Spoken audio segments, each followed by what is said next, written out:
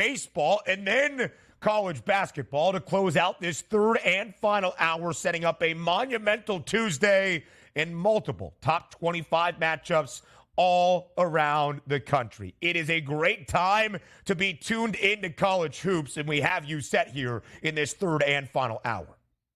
No doubt about it. The NBA, as we know, off until Thursday. Still a lot of hot topics going around. But also, sometimes it's our job, Ben, to educate here. Coming up on March Madness, getting the people ready for what they need to anticipate, which, again, if you are loving football season all the way through, you got some time to prepare here. Watch some of these games. Use your downtime. Get familiar here. So those office pools come around, you'll be ready to strike, and we got you covered.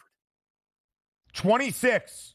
26 is the magic number. That's the number of days until Selection Sunday for the 2024 NCAA Men's Basketball Tournament, when the field of 68 is revealed and the bracket is filled. We will look at the bubble, everybody's favorite word, as we approach March later on in this third hour. But we start in the National Football League, because today is an important day around the NFL. It is the start of a 2-week window where you can place the franchise or transition tag on a member of your organization if there is a candidate that is available to have the tag placed on them. For Minnesota, that is not Kirk Cousins. We welcome in our SportsGrid radio audience here. Hour number 3 on a Tuesday on the early line. He is Donnie. I am Ben. You're listening on Sirius XM channel 159. All of our radio terrestrial affiliates now in the fold as well. Where is Kirk Cousins going to play his football in the 2024 NFL season? We asked the public at SportsGrid TV on Twitter.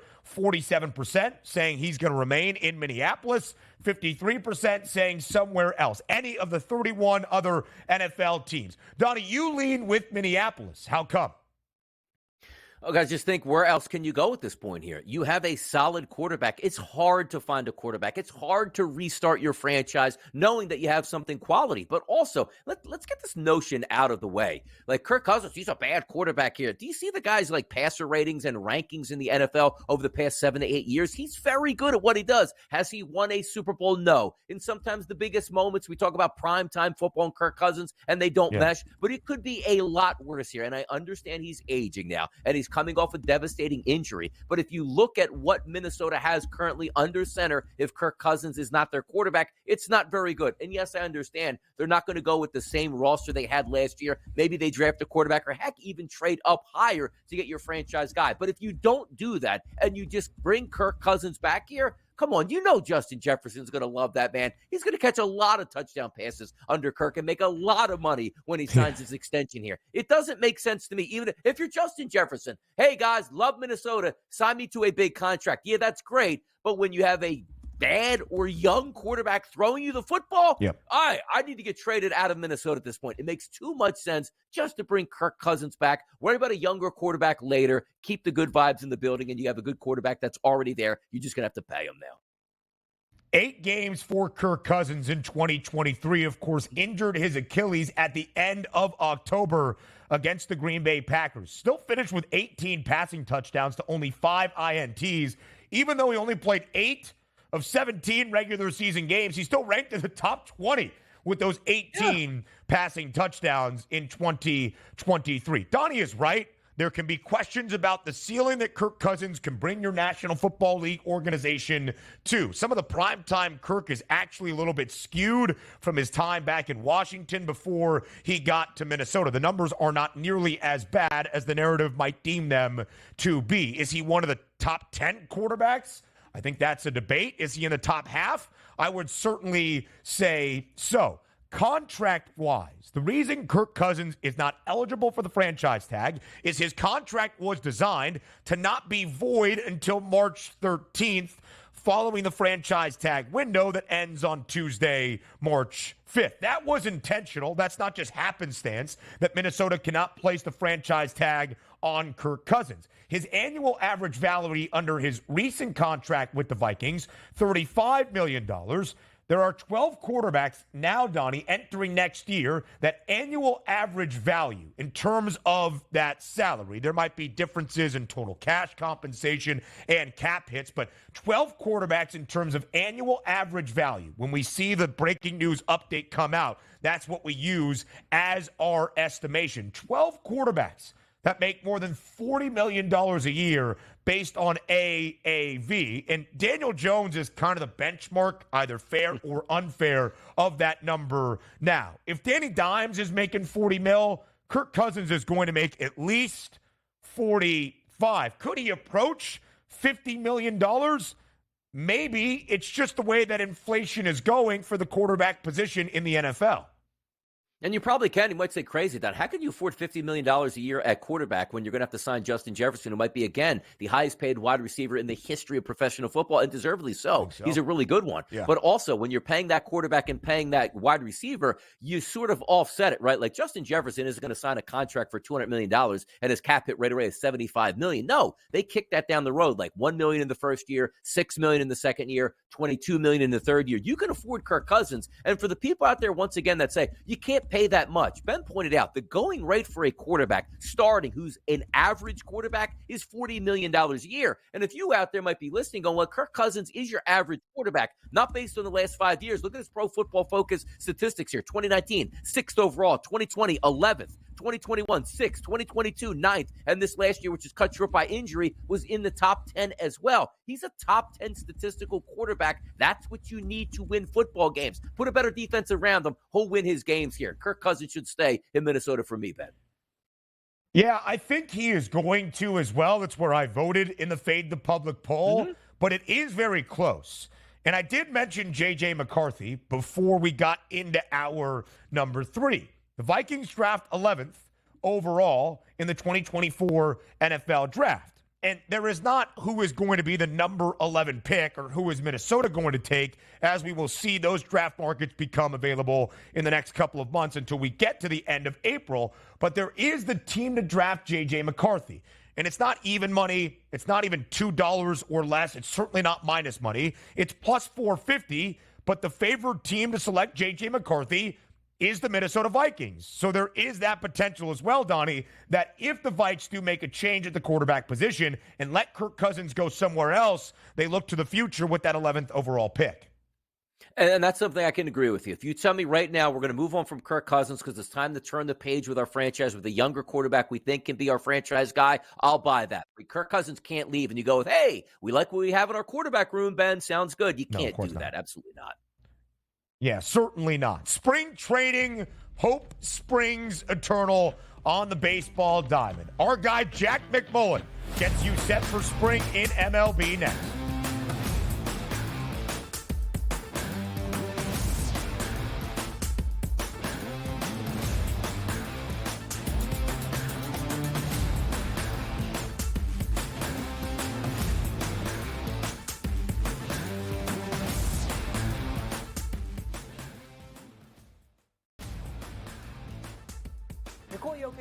Player in the NBA until proven otherwise. Like you have that guy on your team, you win 50 games. It's really that simple. There is voter fatigue, and I think that is the only thing you have to be careful about when you deal with the NBA is there voter fatigue in regards to who should win the MVP? When you look at the odds, and obviously you get, no Halliburton. The Early Line, only on SportsGrid.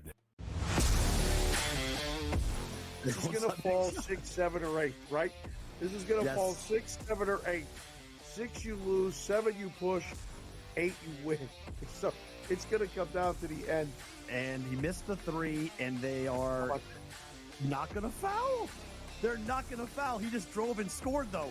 Oh, they gave up a dunk with 14.1 to go.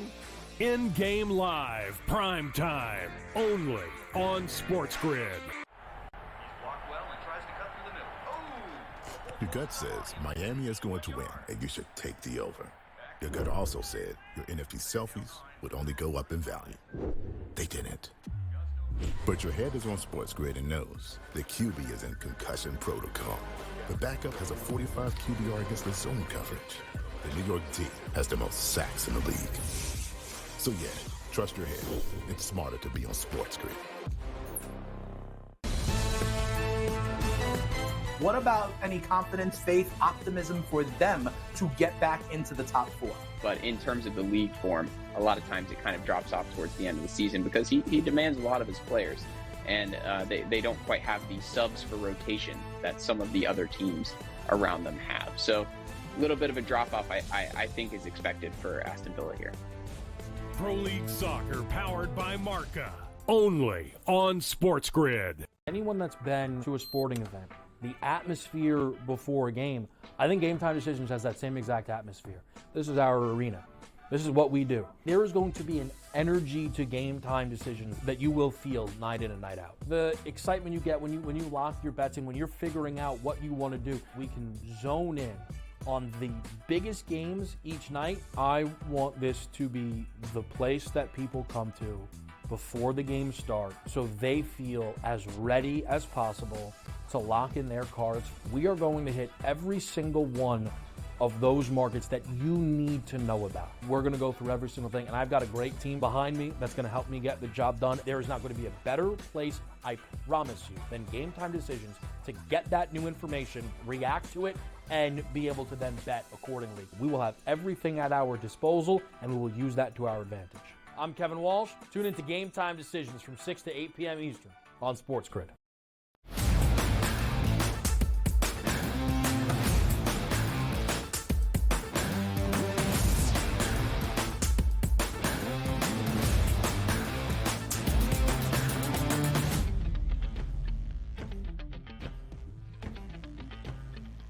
The grass is cut, the sun is shining, the birds are chirping. You can hear it now. Baseball is in the air. Spring training really underway around MLB. Right here, right now, spring training games coming up very, very soon. We get you set for 2024 in Major League Baseball with one of the best to do it. I am Ben. He is Donnie. Donnie really good in baseball. So, too, is Jack McMullen. From Just Baseball Media, joining us here on this Tuesday on the early line, the play-by-play voice, DRS, of the AAA affiliate of the Pittsburgh Pirates. That would be the Indianapolis Indians. Jack, we are so glad to have you back here on the show, here on the early line. Ben, that was absolutely beautiful. What you just gave me with the grass being cut and all that, you took a page out of my book. What are you doing here with the play-by-play and the description, right? You're painting the word picture. Yeah. I'm just trying to set the stage. I'm just trying to get the people a little bit of hope here as spring comes around once again. So, Jack, before we dive into spring training, outlook for teams around Major League Baseball, let's talk about the names that are still out there. The hot stove this winter wasn't all that hot, more of a simmer, really, when you look at that hot stove. A couple of big names, of course, that we'll get into later outside of Shohei Ohtani and the like. But for the names still available on the free agency market, who do you think is the best available player that can make an immediate impact for whatever club he signs with in the bigs? Yeah, so I do think it's the second name on this list. I think it's Jordan Montgomery, and there is a nickname circulating the baseball world about the front four on this list, and they're calling it the Boras Four because all four are represented by the Boras Corporation. And Scott Boras has been notoriously late with a lot of his big-ticket free agent guys. Some of them have gotten massive deals in December. Some of them have gotten massive deals in January, but you think about some of the $300 million deals or 200 that he's negotiated, and they come in early March. Sometimes they come in mid-March, and sometimes he'll hold a guy like Steven Drew out until May or June. That's a deep-cut name for all you baseball folk, but this is not unfamiliar territory for Scott Boras. I wonder if it's good. I wonder what level of posturing is happening right now. All I will tell you is there may be some teams that show up to camp, have their full team arrive, and then someone pulls a hammy, and then you start to panic. And that's where Scott Boras starts to smell blood in the water. I mean, you look at the trade rumors surrounding the Baltimore Orioles when Kyle Bradish shows up and he's got an elbow sprain. It's, do we need to go get another starting pitcher? Those are things that the Orioles were not accounting for before they got to camp. So I think those four are being hampered by their agent, but they may be making more money right now because of their agent. Yeah, baseball does so many things backwards here, Jack, which includes one of the best pitchers on the market, which was Blake Snell from day number 1, still sitting out here on like day number 250, as it feels like. Yeah. He'll be a monster addition when he goes to his new organization, no doubt about it. Talking about monster organizations making big moves here in the offseason, Jack, none bigger maybe than the New York Yankees adding Juan Soto to that lineup. You take a look at that first 5 in the lineup, LeMahieu, Soto, Judge, Rizzo, and Torres right there. Talk to us about the New York Yankees and putting some of that money into play and saying, you know what? Championships are what we're about in New York. Let's see if we can go get one this year. They had an awesome offseason, Donnie. I loved the 2 trades they made to make their outfield the best outfield in baseball. And you mentioned Snell is plug-and-play excellence. The guy just won a freaking Cy Young Award last year. He's won 2 Cy Youngs now. And the Yankees apparently have an offer on the table for Blake Snell. The thing that I'm really looking at right now is the lefties in the Yankee rotation. I view the lefties as the X factor. Does Carlos Rodon bounce back effectively? And does Nestor Cortez look healthy? And does he bounce back effectively? But dude, adding Juan Soto and adding a 4th outfielder in that deal in Trent Grisham via trade was amazing. And then you've got Alex Verdugo coming over for a middling pitching prospect in Richard Fitz and a couple other guys. Greg Weissert could be, a Red Sox 7th inning guy. But if you're the New York Yankees, who cares? You got your everyday left fielder. You got a future Hall of Famer, it seems, in Juan Soto. And it's crazy that I can say that about a guy that's 25 years old. But that outfield of Verdugo in left, Judge in center, Soto in right, and Grisham as the 4th outfielder, they're forcing out a top 100 prospect in Everson Pereira. He's headed back to Scranton, the Electric City. There's really no space for anybody that is not an elite talent in Major League Baseball. So, Jack, let's call a spade, or perhaps a pinstripe. No American League pennant for the New York Yankees since 2009 when they last won their World Series. Is this the team to deliver a pennant back to the Bronx and a World Series appearance with it? I am such a broken record when we get into these prediction phases of the offseason and right before the regular season, because I will say the same thing about pretty much every team. Starting pitching health, starting pitching depth. And the New York Yankees have top-line starting pitching ability. They don't have depth. They sent that to San Diego. They sent Michael King to San Diego. They sent Brito and Randy Vasquez to San Diego. They sent Drew Thorpe to San Diego. That trade depleted their starting pitching reserves. I love the New York Yankees, and I love their pennant chances as of right now, as of February 20th. But let's talk after the All-Star break. Is Clark Schmidt dealing with something? Cole, I assume, never deals with something ever. He is the poster boy of reliability and durability in Major League Baseball. But is Rodon dealing with something? Is Nestor Cortez dealing with something? There are a lot of questions for me about the health and durability of these 5 starting pitchers. Now, you got 5 damn good ones. But the question is, are they going to be around for 162 plus 30 in October? How about this question for you, Jack? Moving over to the National League and those Los Angeles Dodgers. Embarrassment of riches. That's basically that entire franchise. Luxury tax be damned. Looking at, forget their starting lineup 1 through 9 hitting-wise. Let's just go to the pitchers here. Like, healthy pitchers right now. Yamamoto, Glasnow, Miller, Paxton, and Sheehan. It's like, okay, that could be a solid rotation here. And then you hear the taxi squad that's due back possibly at any time this year, which includes, Walker Buehler, Tony Gonsolin, Clayton Kershaw, and Dustin May. My goodness, who's going to stand in the way of the Dodgers this year, Jack? So, nobody, but, you kind of go piece by piece, unit by unit with the Dodgers and the Braves. And you say, okay, who is the best team in baseball? And the infield advantage Braves, right? You got Austin Riley, who might be the best third baseman in baseball. As of right now, I think Matt Olson and Freddie Freeman are just kind of a toss-up. There's a better catching situation in Atlanta, that kind of thing. But, man, what they did to acquire this year, I know he's not going to pitch, but the best DH in baseball. Yordan Alvarez is making his case, but Ohtani's on a different planet. And then Yoshinobu Yamamoto, man, I don't know how many of you guys have seen the spring training videos and all that.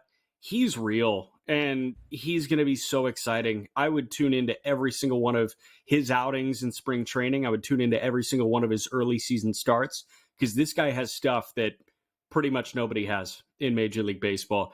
They got incredibly strong. And I love that you mentioned Kershaw and Buehler. Those guys, if Buehler's back in May and Kershaw's back at the All-Star break, I mean, you've got a healthy Kershaw and a healthy Buehler complementing Glasnow and Yamamoto and like maybe Dustin May for the postseason.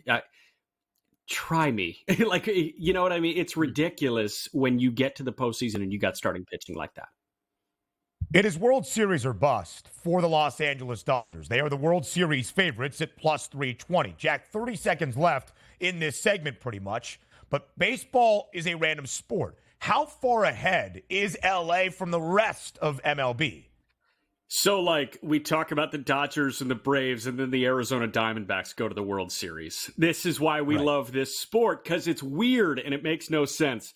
I will say the Dodgers should be the front runner.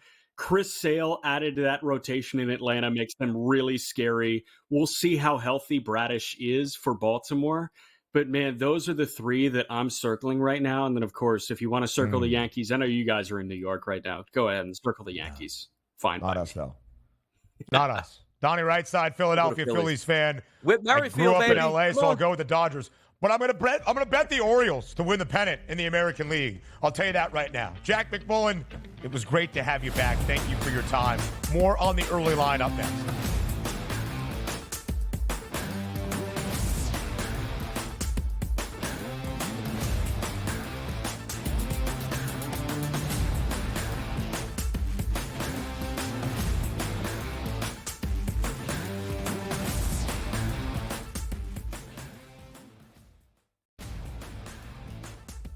Nikola Jokic is the best player in the NBA until proven otherwise. Like, you have that guy on your team, you win 50 games, it's really that simple. There is voter fatigue, and I think that is the only thing you have to be careful about when you deal with the NBA is there voter fatigue in regards to who should win the MVP? When you look at the odds, and obviously you get, no Halliburton. The Early Line, only on SportsGrid. This is going to fall 6, 7, or 8, right? This is going to fall 6, 7, or 8. 6 you lose, 7 you push, 8 you win. So it's going to come down to the end. And he missed the 3, and they are not going to foul. They're not going to foul. He just drove and scored, though. Oh, they gave up a dunk with 14.1 to go. In-game live, prime time, only on SportsGrid. Your gut says Miami is going to win, and you should take the over. Your gut also said your NFT selfies would only go up in value. They didn't. But your head is on SportsGrid and knows the QB is in concussion protocol. The backup has a 45 QBR against the zone coverage. The New York D has the most sacks in the league. So yeah, trust your head. It's smarter to be on SportsGrid. What about any confidence, faith, optimism for them to get back into the top 4? But in terms of the league form, a lot of times it kind of drops off towards the end of the season because he demands a lot of his players.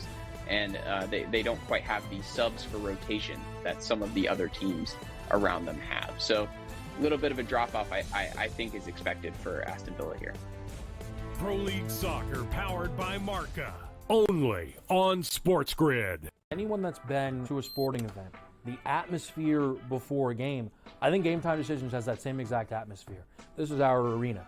This is what we do. There is going to be an energy to Game Time Decisions that you will feel night in and night out. The excitement you get when you lock your bets in, when you're figuring out what you want to do, we can zone in on the biggest games each night. I want this to be the place that people come to before the games start so they feel as ready as possible to lock in their cards. We are going to hit every single one of those markets that you need to know about. We're going to go through every single thing, and I've got a great team behind me that's going to help me get the job done. There is not going to be a better place, I promise you, than Game Time Decisions to get that new information, react to it, and be able to then bet accordingly. We will have everything at our disposal, and we will use that to our advantage.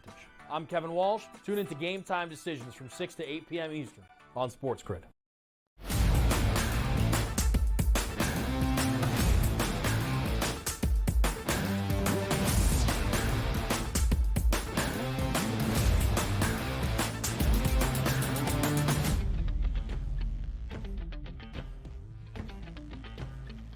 Live right here on this Tuesday on the early line on SportsGrid. We are just 26 days away from Selection Sunday. That is less than 4 weeks away from when the field of 68 for the 2024 men's NCAA tournament is revealed and the bracket is set. What is one of our favorite words around this time of year? Madness, of course, as we near March, but also bubble.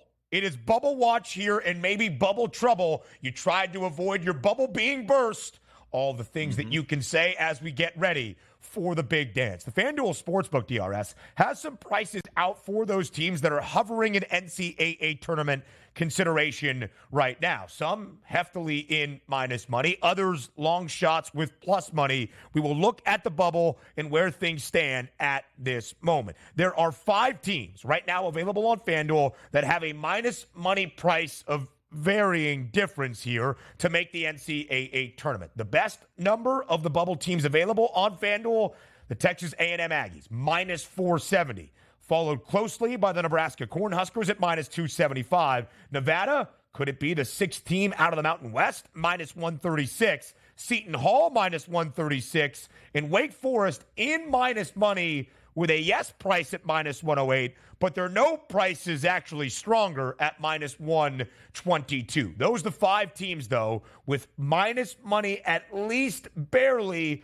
to see the NCAA tournament and be on the right side of the bubble. Yeah, a lot of things are going to change here, certainly, because most of these teams, Ben, maybe 6 to 7 games maximum left in the Power 5 conferences. Then you have a chance to boost your selection committee appearance here. If you do make a run in your conference championship, win it, as we know, you get the automatic bid, but at least you make that strong push there. It might be enough to put you in that first 4 in as opposed to those first 4 out. So long way to go, but it's fun to try to line some of these teams up nonetheless.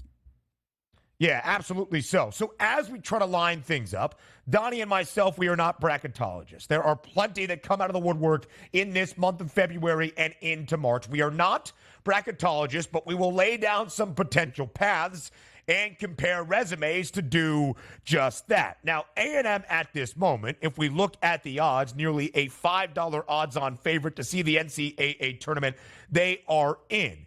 Texas A&M at this moment is part of a group that ESPN's Joe Lunardi has as the last 4 buys. Those would be the 4 teams in front of the final 4 teams to see the field of 68. The categories you'll see a lot of: the last 4 buys, the last 4 in, the first 4 out, the next 4 out, all around the bubble conversation. A&M, part of the last 4 buys as of yesterday, as was Nebraska, minus 275 for the Huskers, who have not reached the NCAA tournament since 2013-2014. Nebraska, Donnie, is the last high major men's college basketball program that has yet to win a game in the NCAA tournament. Is this the Nebraska team to change that? They are perfect 8-0 at home. In Big Ten play, they are winless on the road, 0-7. I think their metrics are good enough to get them into the tournament as of this moment. A road victory in 3 of their final 5 Big Ten games are going to be away from Lincoln, Nebraska, might just seal the deal.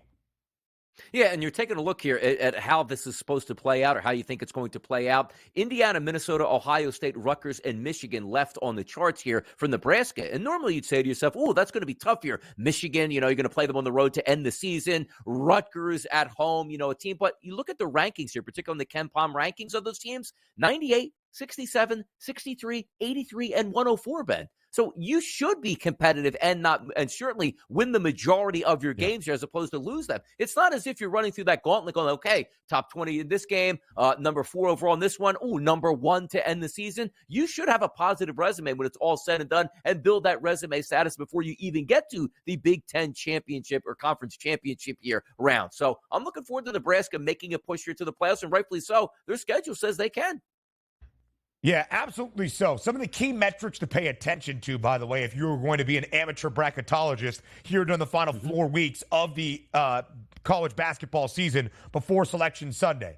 Quad 1 wins, those are your quality wins. Quad 3 and 4 losses, those are your bad losses. Strength of record, strength of schedule, the net ranking. The net is a tool used by the NCAA Tournament Selection Committee to evaluate teams. You might disagree with it, but it's what the committee uses. The net ranking's different than the AP poll or the AP top 25 or the KenPom ratings, where things stand at this moment. Donnie, a couple of teams there in slight minus money. Nevada, minus 136. Seton Hall, minus 136. Seton Hall firmly on the bubble. A huge comeback, of course, on Sunday against St. John's. A key victory for the Hall, as that was a road victory. Nevada trying to be one of the 6 potential teams out of the Mountain West to make the NCAA tournament. And by the way, sitting at 10-5 right now in conference play is Seton Hall. You are going to get a boost to how good your conference actually is, but also the same way we just talked about Nebraska and how you end the season, right? Stacking wins here. What's going to be the eyes of the committee of what they look for? Obviously, they want you to be healthy. They want you to play your best basketball at the end of the season if it's going to decide between you getting in and another team here. Look at their final 5 games here listed in Big East play. Butler, Creighton, Connecticut, Villanova, and DePaul. Now, DePaul, as we know, is bad. That's a layup, and you might need that there as the home game to end the season. But before that, Butler, 55th ranked team here on KenPom. Creighton 13, UConn 2, and Villanova 31. And also fighting teams that might be on the same line as you are to try to knock them out, a la the Villanova Wildcats. Those games are going to be massive here. So a path to getting to March Madness a little bit easier, as we talked about Nebraska, gets a little bit tougher here for Seton Hall, but also they will get the benefit of the doubt playing in one of the toughest conferences in America. You just can't flounder on the way out. But it's nice to have that the ball game dead last if you need it to get in, to show the committee that, you know what, let's get a little bit extra bonus points here on another win racked up for Seton Hall.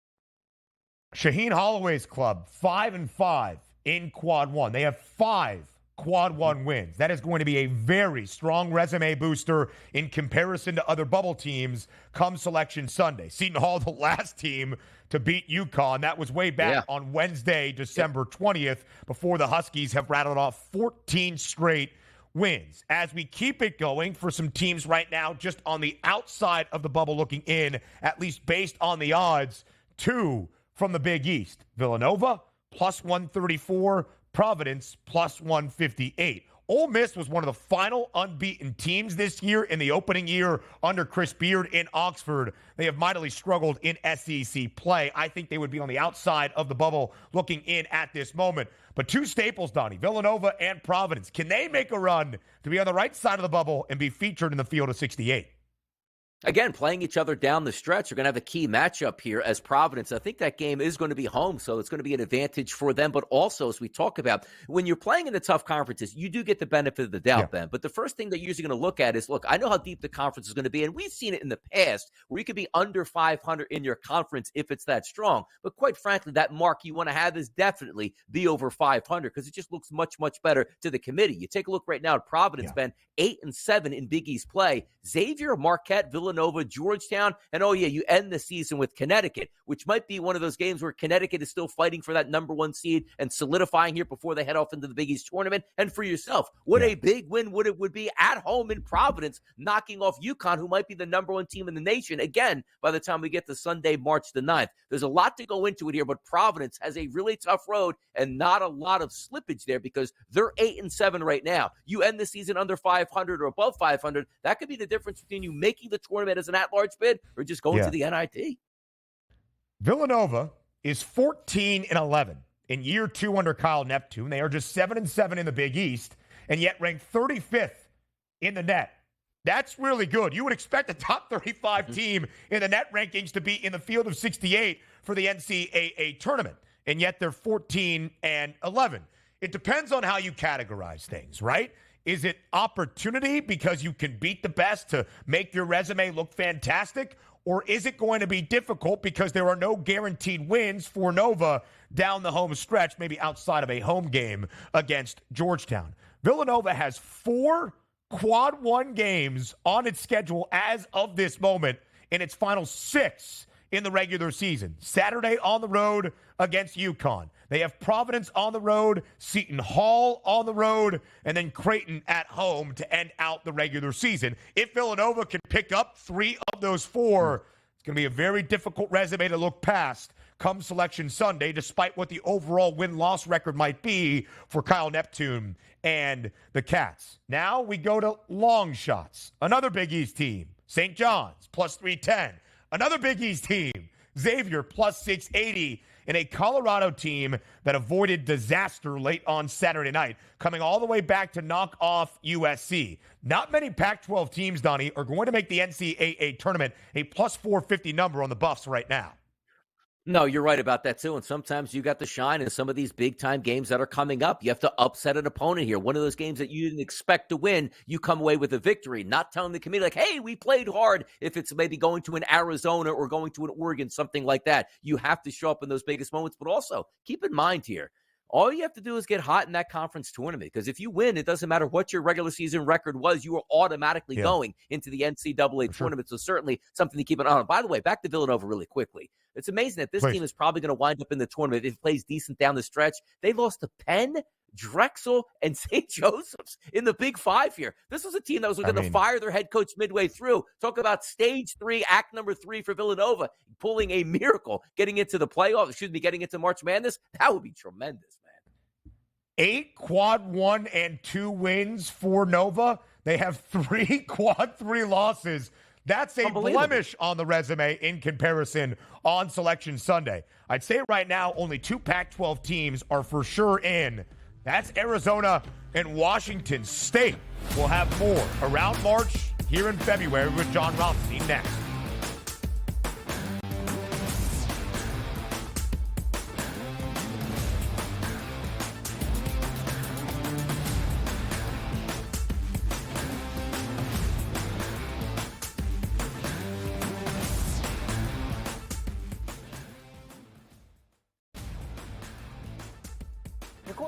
Best player in the NBA until proven otherwise. Like, you have that guy on your team, you win 50 games, it's really that simple. There is voter fatigue, and I think that is the only thing you have to be careful about when you deal with the NBA is there voter fatigue in regards to who should win the MVP? When you look at the odds, and obviously you get, no Halliburton. The Early Line, only on SportsGrid. This is going to fall 6, 7, or 8, right? This is going to fall 6, 7, or 8. 6 you lose, 7 you push, 8 you win. So it's going to come down to the end. And he missed the 3, and they are not going to foul. They're not going to foul. He just drove and scored, though. Oh, they gave up a dunk with 14.1 to go. In-game live, prime time, only on SportsGrid. Your gut says Miami is going to win, and you should take the over. Your gut also said your NFT selfies would only go up in value. They didn't. But your head is on SportsGrid and knows the QB is in concussion protocol. The backup has a 45 QBR against the zone coverage. The New York D has the most sacks in the league. So yeah, trust your head. It's smarter to be on SportsGrid. What about any confidence, faith, optimism for them to get back into the top 4? But in terms of the league form, a lot of times it kind of drops off towards the end of the season because he demands a lot of his players. And they don't quite have the subs for rotation that some of the other teams around them have. So a little bit of a drop-off, I think, is expected for Aston Villa here. Pro League Soccer powered by Marca, only on SportsGrid. Anyone that's been to a sporting event, the atmosphere before a game, I think Game Time Decisions has that same exact atmosphere. This is our arena. This is what we do. There is going to be an energy to Game Time Decisions that you will feel night in and night out. The excitement you get when you lock your bets in, when you're figuring out what you want to do, we can zone in on the biggest games each night. I want this to be the place that people come to before the games start so they feel as ready as possible to lock in their cards. We are going to hit every single one of those markets that you need to know about. We're going to go through every single thing, and I've got a great team behind me that's going to help me get the job done. There is not going to be a better place, I promise you, than Game Time Decisions to get that new information, react to it, and be able to then bet accordingly. We will have everything at our disposal, and we will use that to our advantage. I'm Kevin Walsh. Tune into Game Time Decisions from 6 to 8 p.m. Eastern on SportsGrid.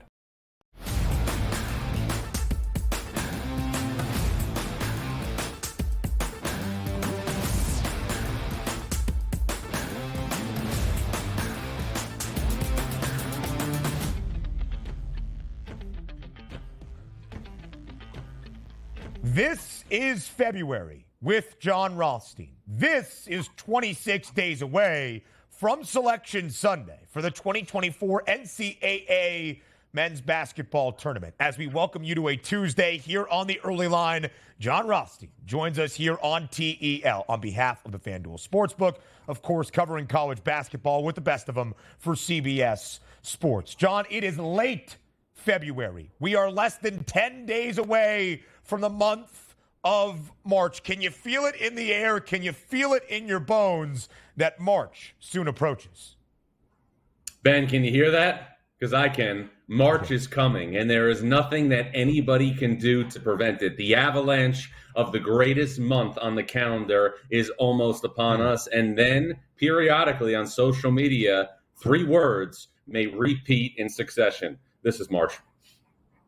This is March. You can hear it. Ba-da-ba-ba-ba-ba-ba. That's what I hear when I hear the month of March. John, we'll do a little bit of everything here in this segment. We'll look back on last night's tilt in Houston between the Cougs and the Cyclones. We'll look forward to a monumental Tuesday night, and we'll have some NCAA tournament conversations as well. Let's start with that top 10 tilt, a top 6 matchup last night in H-Town. The Cougars, the number 2 team in the country, taking on the number 6 Iowa State Cyclones. Houston wins their 9th victory in their last 10 games, a victory that now puts Houston alone in the top spot in the Big 12 with a 10-3 conference record in its inaugural year in the Big 12 Conference. How important was that victory for Houston in the Big 12 title race?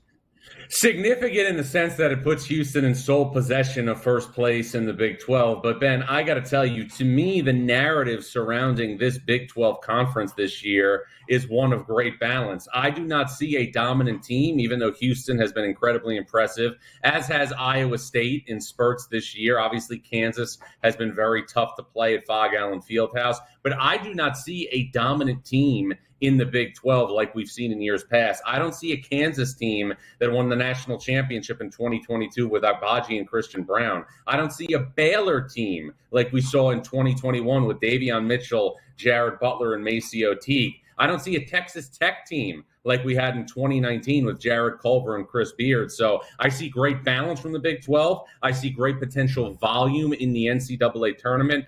But if we got to the Final Four in April and you told me there wasn't going to be a Big 12 team in the mix, I wouldn't be shocked. John, if we take a look at the Big 12 as it sits right now, obviously on top of the heap there are the Houston Cougars. But if we light up Iowa State, Baylor, Kansas, some really good teams, as you said, even if we take away the regular season and get to the conference tournament, is there a team that you would say, Donnie, watch out for this team in the conference tournament to possibly win the Big 12, maybe outside of a Houston or an Iowa State?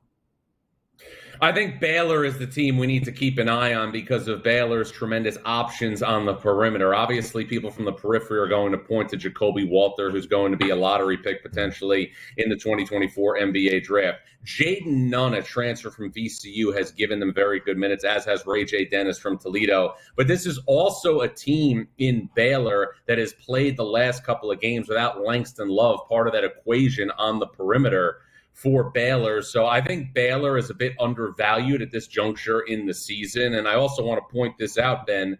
You know as well as anybody that I try to focus on the present, but also keep my eyes on the future. If Baylor can wind up as one of the top seeds in the South region, and if it got to the second weekend, it would play regional games in the Sweet 16 and the Elite 8 at American Airlines Arena in Dallas. That's only 97 miles from the Waco campus.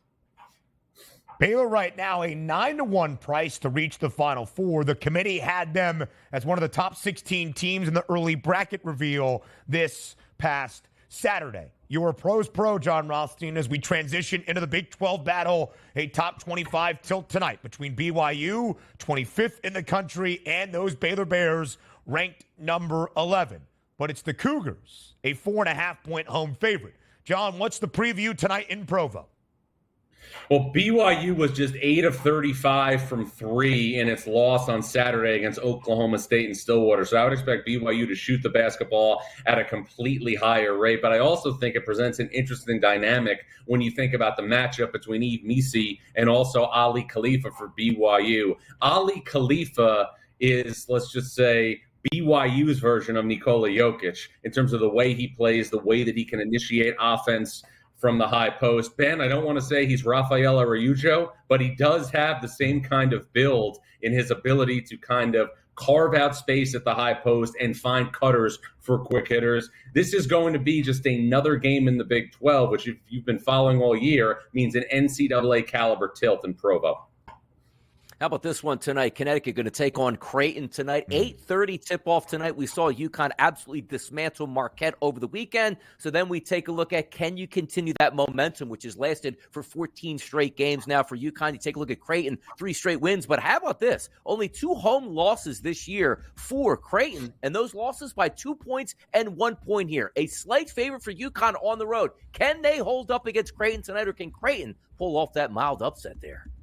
No, I think UConn travels well to Omaha. And here's the thing we have to look at. You know, part of the reason why UConn's program has went through this unbelievable metamorphosis over the last 2 years is Dan Hurley changed his mindset in the way that he built the fabric of this roster to now include more shot making instead of going solely on physicality and toughness on defense. And the guy that really encapsulates that is Alex Caravan. Now, why is he so important in this basketball game? Because of the presence of Ryan Kalkbrenner in the middle, the reigning 2-time Big East Defensive Player of the Year, you are going to be able to go over the top of the Creighton defense, and you're going to be forced to go over the top of the Creighton defense because of the way Kalkbrenner prevents shots from getting to the front of the rim. Alex Caravan is a huge, huge factor in this game. He and Cam Spencer will have to make threes for UConn to get out of Omaha with a victory tonight.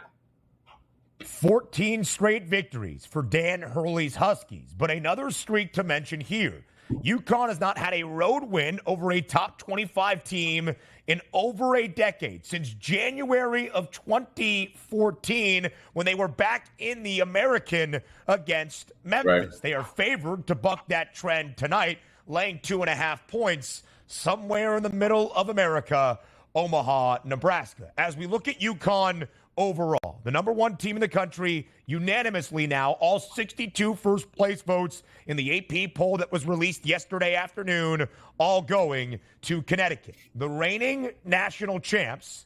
So, John, as we look at their odds in the outlook, the favorites to win a second consecutive national championship this time around. An odds-on favorite, in minus money now, to reach the Final Four. I ask you this question. Is this year's UConn team better than last year's?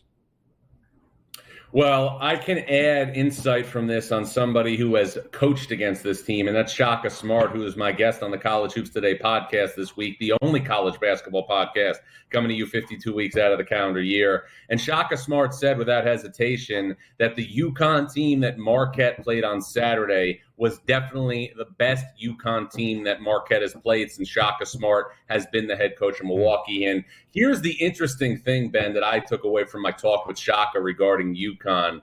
The biggest thing that stood out to him after playing UConn on Saturday was the connectivity of the players on the roster, not caring at all who gets the credit, not caring at all who gets how many minutes, not caring at all who's getting the shot.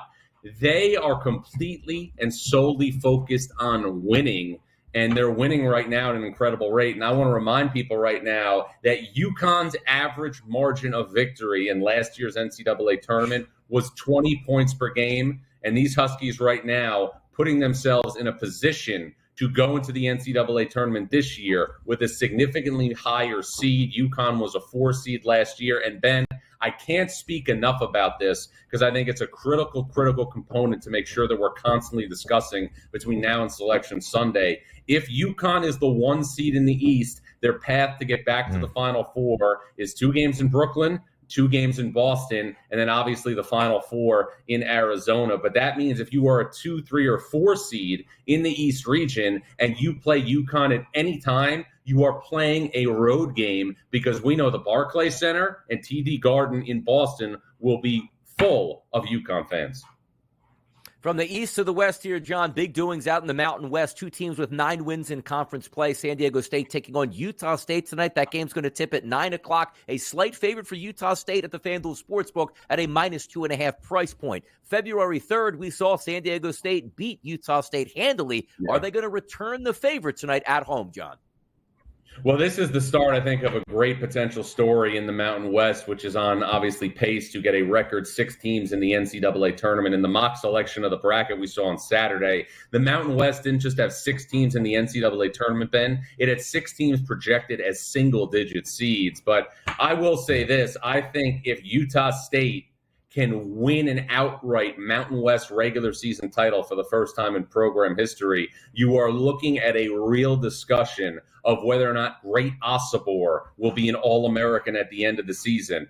This matchup between San Diego State and Utah State features a matchup of the 2 best front court players in the Mountain West. Jaden Ledee of San Diego State on one side, Great Osobor of Utah State on the other side. Jaden Ledee's evolution into the main component offensively for San Diego State has been well documented. Great Osobor's has not. He played for Danny Sprinkle last year at Montana State, came with him to Logan, came with him to the Mountain West. He is playing about 14 minutes more a game this year at Utah State, but the results have been incredible. Ben, he's an 18-8 guy.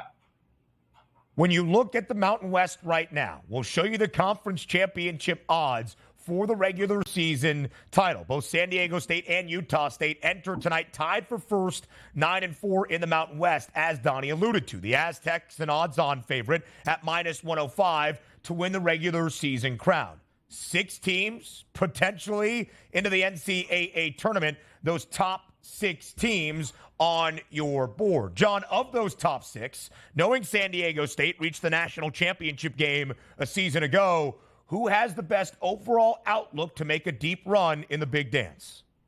New Mexico, because New Mexico's ceiling is the highest out of the 6 Mountain West teams because of its unbelievable pace of play on the perimeter. Jalen House, Jamal Mashburn Jr., Donovan Dent is as good of a perimeter, I think, as we have among non-power conferences in college basketball this year. And it's one of the best perimeters in the country when you look at all these players. And the thing I like about New Mexico is its ability to generate offense in high-volume situations. I referenced the perimeter. JT Toppin is one of the best freshmen in the country that not a lot of people are talking about. They also have the ability to go over the top of the defense with bigs who can shoot. I've been bullish on New Mexico for about a month. I'm not wavering on that bullishness.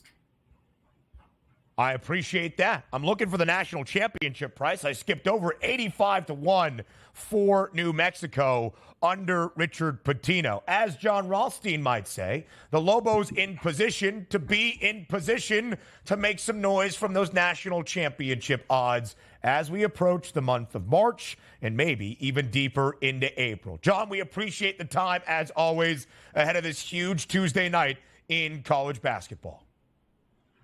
Thanks, fellas. This is only February. It is only February, but only about 10 days left until the month of March. And I think in this late Tuesday in February, both Donnie and I will give you a best bet from the realm of college basketball. Coming your way up next here on the Early Line.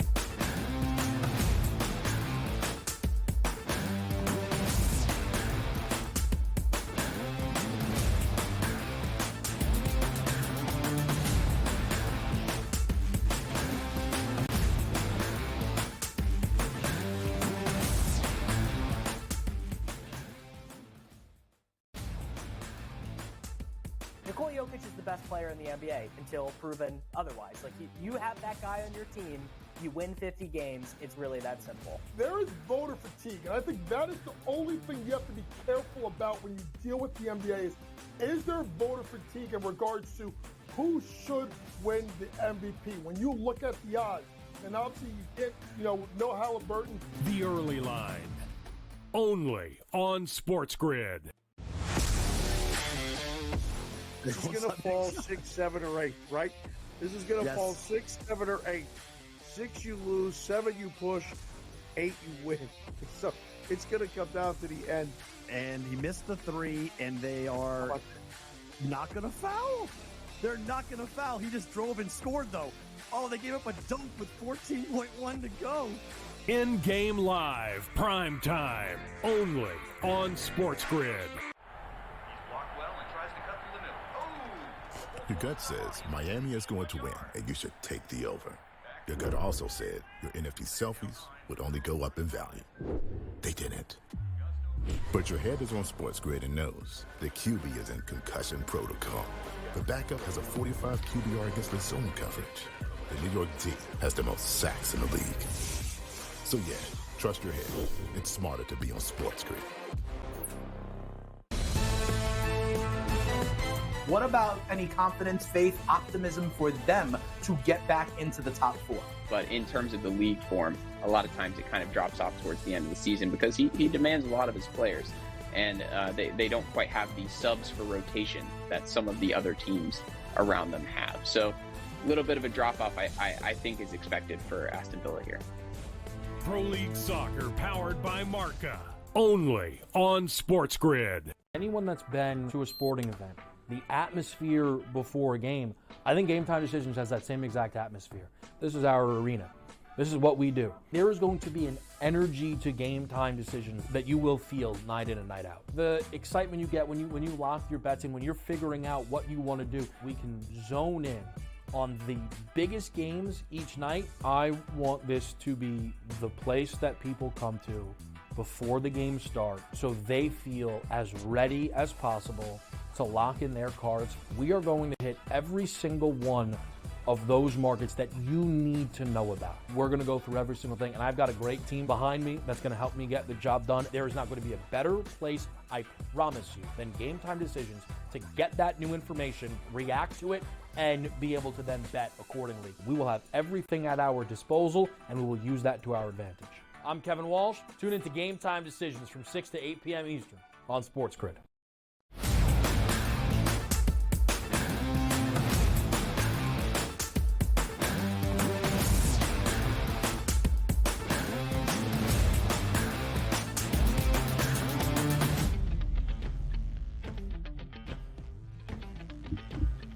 Closing out our 3 hours together live right here on this Tuesday on the early line on SportsGrid. I am Ben Stevens. He is Donnie Rightside, and this is the SportsGrid app, the ultimate sports betting companion app, available for download at both the Apple and the Play Store. Scan that QR code on your screen. Inside, 5-star plays. Those are known as best bets. So are these in front of a huge Tuesday night in college basketball. Multiple top 25 tilts between two teams ranked inside the AP poll as of this week. A ton of other top 25 teams in action on this Tuesday as well. So before we say farewell and goodbye, it is time for bye.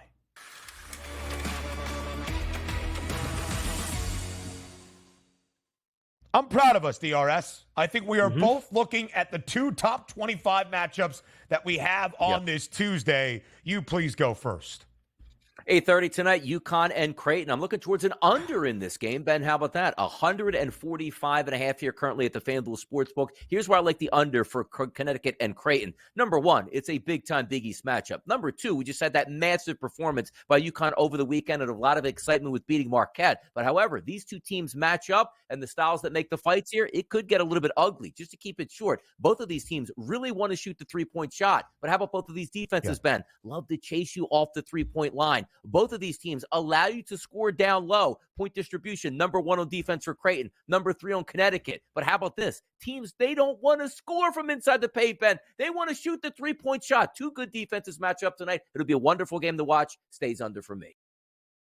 I'm looking at a total as well. In the other top 25 tilt tonight in Provo, 153.5, the number between Baylor and BYU. Two of the top 8 most efficient offenses in all of college basketball. Baylor a slower pace.